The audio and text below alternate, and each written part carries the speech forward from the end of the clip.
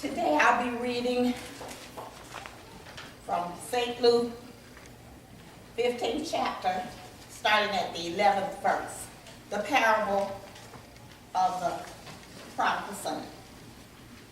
And he said, a certain man had 2 sons, and the younger of them said to his father, Father, give me the portion of goods that falleth to me.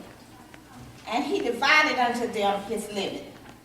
And not many days after the younger son gathered all together, and took his journey into a far country, and there wasted his substance with righteous living.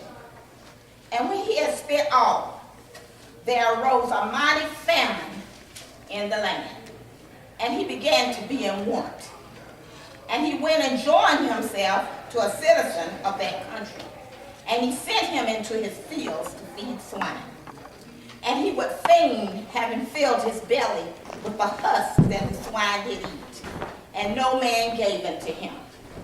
And when he came to himself, he said, how many hired servants of my father's have bread enough and to spare, and I perish with hunger?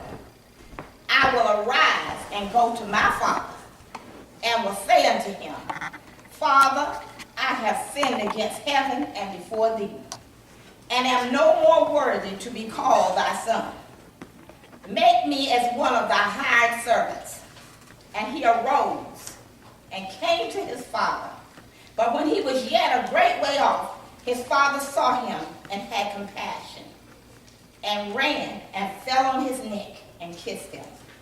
And the son said unto him, Father, I have sinned against heaven and in thy sight, and am no more worthy to be called thy son. But the father said to his servants, bring forth the best robe, and put it on him, and put a ring on his hand, and shoes on his feet. And bring hither the fatted calf, and kill it, and let us eat and be merry. For this my son was dead, and is alive again. He was lost and is found. And they began to be merry. Now his elder son was in the field, and as he came and drew nigh to the house, he heard music and dancing.